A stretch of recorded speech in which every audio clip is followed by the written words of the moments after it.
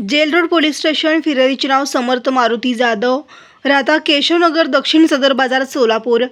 आरोपीचे नाव Govardhan Pandurang फसनूर।